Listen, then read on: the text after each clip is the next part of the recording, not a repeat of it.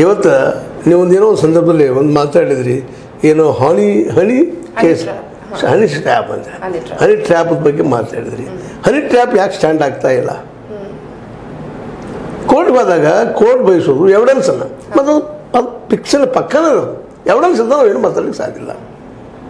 ಇವತ್ತು ಮರಣದಂಡನೆ ಸಂದರ್ಭದಲ್ಲೇ ನೀವು ಮರಣದಂಡನೆ ಒಬ್ಬರಿಗೆ ಕೊಡೋ ಸಂದರ್ಭದಲ್ಲೇ ನೀವು ಕೇವಲ ಸರ್ಕಮ್ಸ್ಟೆನ್ಸಸ್ ಎವಿಡೆನ್ಸ್ ಮೇಲೆ ಮರಣದಂಡನೆ ಕೊಡ್ಲಿಕ್ಕೆ ಬರೋದಿಲ್ಲ.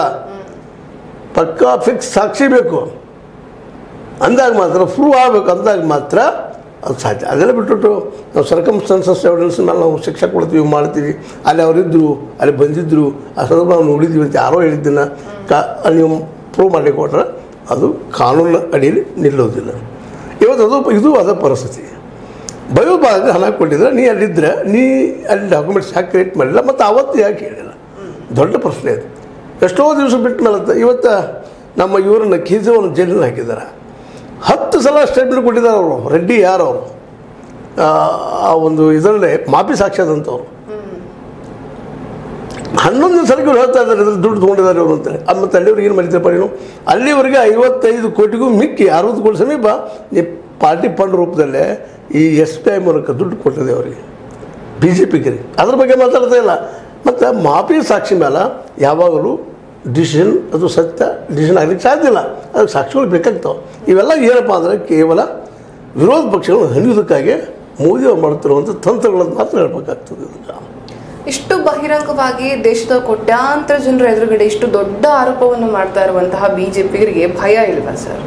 ಅಂದ್ರೆ ಇದು ಸಣ್ಣ ವಿಚಾರ ಅಲ್ಲ, ಭಯೋತ್ಪಾದನೆ ನಂಟಿದೆ ಅನ್ನೋದು it's not a small thing. ಅಷ್ಟೇ ಯಾಕ್ರಿ, ಅದು 2008 ಕಸಾಬರ ಜೊತೆಗೆ ಇವರು ಕಾಂಗ್ರೆಸ್ಗೆ ಸಂಪರ್ಕದ, ರಾಹುಲ್ ಗಾಂಧಿ ಅವ್ರ ಸಂಪರ್ಕದ ಅಂದರೆ ಪ್ರೂವ್ ಮಾಡಬೇಕಲ್ಲ. ಇದನ್ನ ಸಣ್ಣ ಆರೋಪ ಅಲ್ಲ ಇದು. ಸಾಕ್ಷಿ ಇಲ್ಲದೆ ಯಾವ ರೀತಿ ಮಾತಾಡೋದು ಏನಿದು?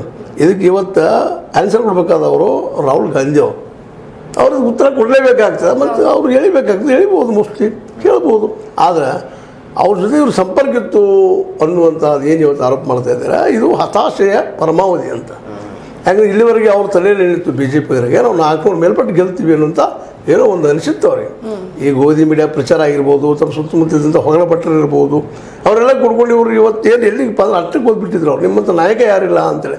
ಹೀಗಾಗಿ ತಮ್ಮ ವಿರೋಧಿಗಳನ್ನು ಎಲ್ಲರನ್ನೂ ಮನೆ ಕಳಿಸಿಬಿಟ್ರು ಅವರು. ತಮ್ಮ ಪಕ್ಷದಲ್ಲಿರ್ರಿ, ಪಕ್ಷದ ಹೊರಗಿರ್ರಿ, ತಮ್ಮ ಪಕ್ಷದಲ್ಲಿ ಇವತ್ತು ಯಾರು ಲೀಡರ್ ಅದಾರೆ ಹೇಳ್ರಿ? BJP ಪರವಾಗಿ ಒಂದು 4 ಮಾತು ಮಾತಾಡ್ಬೇಕನ್ನೋರು ಯಾರಿದ್ದಾರೆ? ಮೋದಿ ಅವ್ರನ್ನ ಬಿಟ್ಟರೆ ಎಲ್ಲದಕ್ಕೂ ಮೋದಿಯವ್ರು ಬರಬೇಕು. ಆಸಾಮದಲ್ಲಿ ಏನಾದರೂ ಮೋದಿ ಓಡಿ ಹೋಗ್ಬೇಕು, ಕರ್ನಾಟಕದಲ್ಲಿ ಆದರೂ ಮೋದಿ ಓಡಿ ಬರಬೇಕು, ಗುಜರಾತ್ದಲ್ಲಿ ಏನಾದರೂ ಮೋದಿ ಅವರು ಓಡಿ ಹೋಗ್ಬೇಕು. ಅದೇ ಇವತ್ತು ಮಹಾರಾಷ್ಟ್ರಕ್ಕೆ ಬರಬೇಕಾದ್ರೂ ಅಲ್ಲಿ ಮೋದಿ ಬರಬೇಕು. ಅಲ್ಲಿ ಶಿಂದೆ ಮತ್ತು ಏನು ಮಾಡ್ತಾಯಿದ್ದಾರೆ ಅವರು? ಇವ್ರ ಪಾರ್ಟಿಯವರಲ್ಲ, ಇವತ್ತು ಆ ಪಾರ್ಟಿಗೆ ಹೋಗಿದ್ದಾರೆ. ಅಜಿತ್ ಪವಾರ್ ಅವರು ಏನು ಮಾಡ್ತಾಯಿದ್ದಾರೆ ಅಂದರೆ ತಮ್ಮ ಸುತ್ತಲೂ ಇದ್ದಂಥ ತಮ್ಮ ಹಿತೈಷಿಗಳನ್ನೆಲ್ಲರೂ ಇವತ್ತು ಮುಗಿಸಿಬಿಟ್ಟಿದ್ದಾರೆ. ಈಗ ವಿರೋಧಿಗಳನ್ನು ಅವ್ರಿಗೆ ಬೆನ್ನು ಹಚ್ಚಿದ್ದಾರೆ.